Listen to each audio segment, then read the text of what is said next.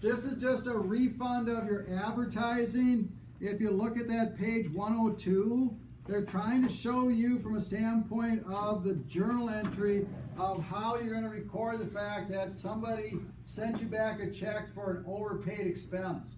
So you're always just going to go receive money on all these. They're not a customer, so don't put in a customer. You got to put in the name and the amount down here, and you got to change the journal. So here's how you're going to do it. One more here. Just a second. And make sure you go journal on this one and change it to account 621. So I got to put my pointer over there because this would be the only part that people forget to do. They got to make sure to do the 621 for the refund of the advertising expense. If you don't do that, it's going to be recorded as sales. That's the default is revenue, so you can't put it there. It's going to be to advertising expense. So it's negative advertising expense. Okay, so here's the picture of the actual receipt. But make sure you change it over, otherwise your numbers won't come out. You won't tie up.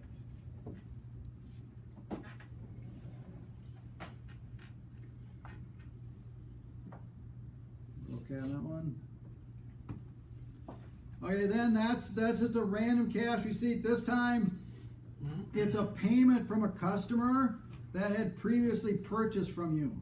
So the concept we're trying to get you to tie out here is that a customer owes you money, and you can have a fairly low-level clerk do this.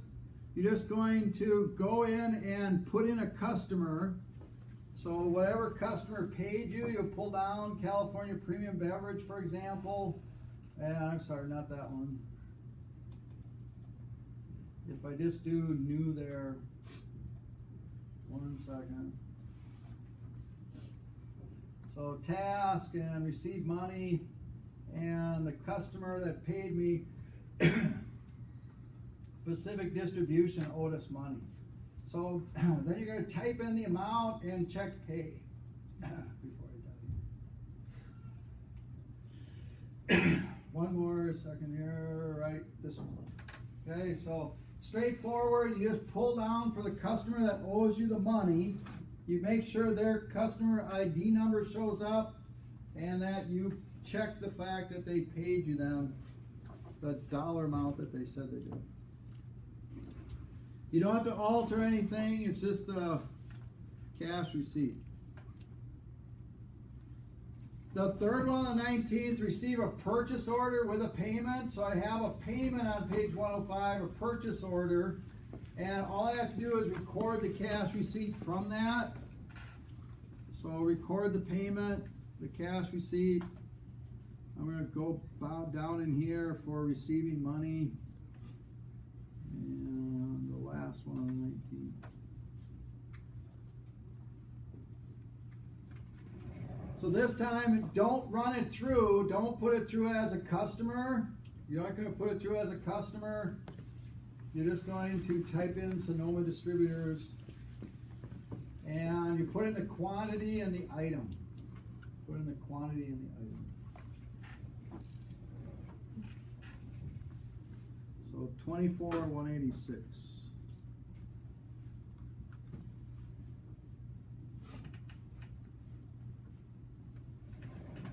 And then this one on the 22nd, we said the author, Professor Ingram's been really consistent to record the cash receipt. This time it's you recording the receipt of inventory, but first you have to do a purchase order. So the only extra note you want to put on here is first you're going to write a purchase order out for the red grapes. You did the white grapes back here on the 16th. Now you just have to do a purchase order for the red grapes. So I'm going to go down here to the receive inventory, or excuse me, first I have to do a purchase order. So it's just putting in for Mendocino for the 19 tons of grapes. So yours won't say received yet, you just have the 19 for the quantity. And you have to put in the unit price for it to work. So put in the unit price for the amount to extend. based on the purchase order, then you're going to fill out a receiving report. So now I'm going to receive inventory, not receive money, but receive inventory. So this is the first one of these. You've seen it's all interactive with who you received it from. So if I receive it from Mendocino, it will take me to any purchase orders that are open on it. When you do it, it will be open for this one for 19. So it's 19 tons of grapes that you receive them.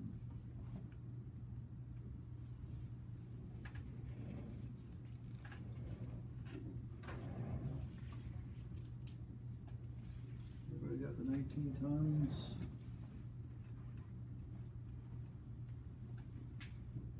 So 26, 30, 31st is all writing out checks in this next group of 3. So this time I just have a vendor that I'm not going to run through accounts payable because I get the invoice and pay it immediately on the 26th.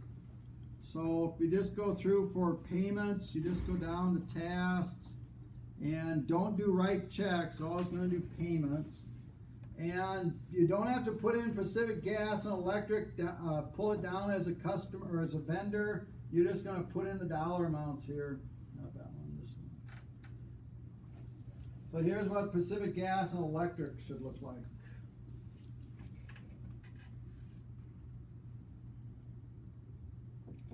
So don't run it through accounts payable. It's not something you have to hold back on paying.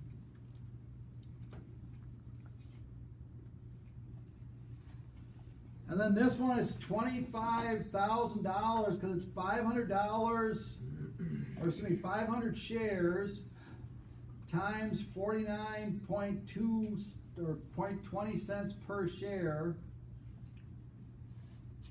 plus the $400 commission. So don't call the commission the expense. Anyway, $25,000. I'm going to write the check out for buying the stock. So it's 500 shares of Microsoft times $49.20 plus the $400 commission. So Edward Jones, $25,000.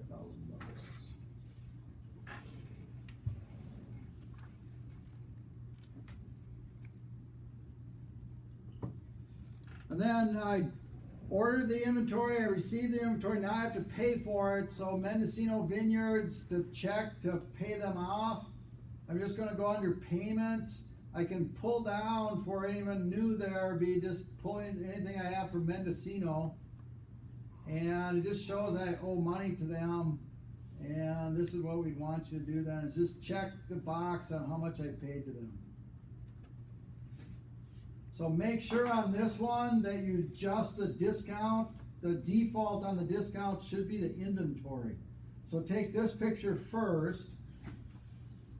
And then we got to show you the journal entry that you're just going to change the account for. So you go up here to journal and make sure that you realize that that's got to be the inventory.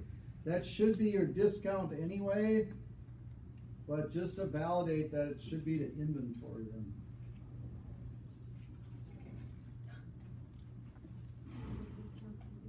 So the discount should be a credit to inventory because you originally recorded it at that full $13,364, but in actuality you got a 2% discount off of that, so you didn't end up paying that full amount, so you have to adjust your asset account for the fact that you didn't pay the full amount.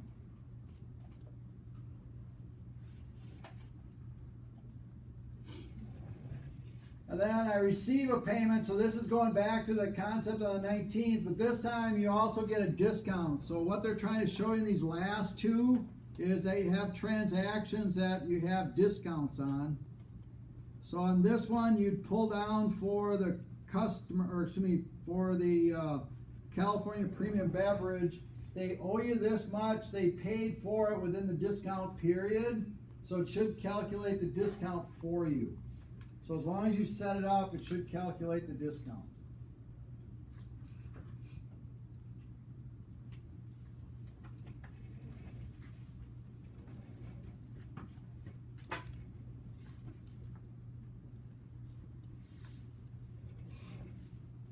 And then this one's going to take a bit. It's all the payroll entries. So if we got through those first page of transactions on 97, then this is chapter 15. You got to put it in context. You have to calculate the payroll according to that email I sent to you with that payroll information. So I'm just going to assume that you have that email and that you're going to use that then as the basis of the calculation. And it's just going through the payroll entry, and it'll click through whatever stuff they're trying to sell you. And then it's interactive. You're just going to pick your employee that you want to pay. You can put in the hours, you can put in the tax. You don't have to rely on the formulas. You're just going to change the date, make sure this says payroll checking. You just do that for every one of your employees. So here's the check figure for the first employee. The net pay should be $1208.32, and you can identify the accounts directly.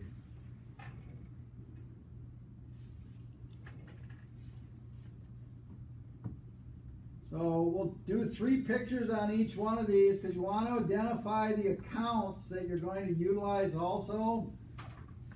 So if you're getting something wrong and you check the journal, you'll see that you have the wrong accounts put in there.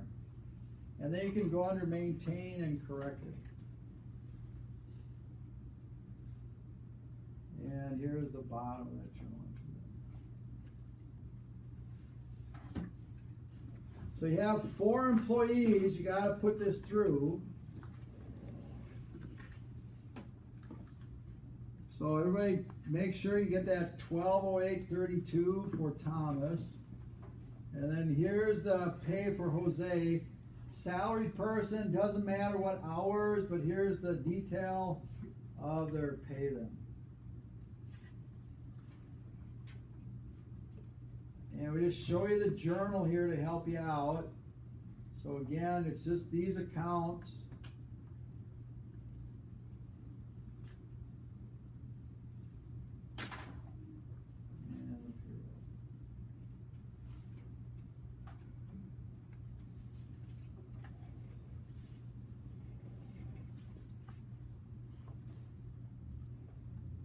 And the third employee for Anna.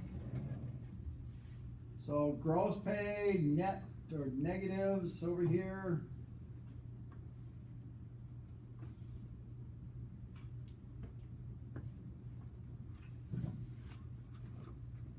And then here's your journal.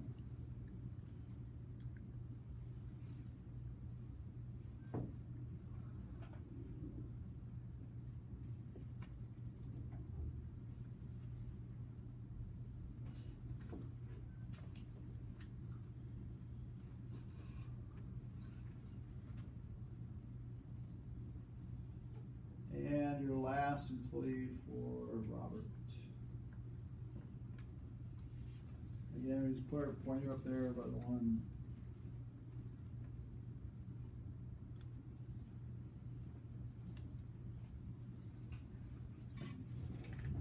And then here's the journal.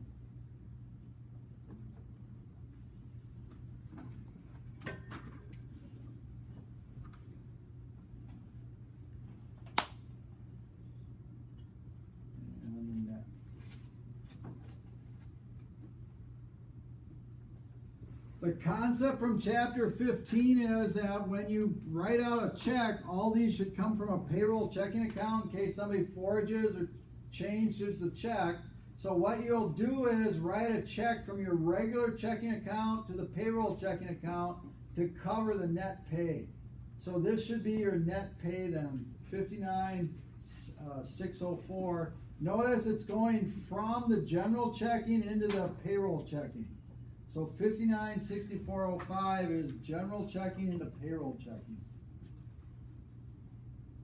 So you're transferring it from one checking account to the other checking account. So everybody understands there's 5 checks for payroll, 4 payroll checks, 1 general check. And then the last one of the transactions, and then we'll go through the general or the adjusting entries. I prepare this check to repay the $50,000 of principal. So we didn't do the financing transaction, but this is you just writing a check out to the bank as repayment of their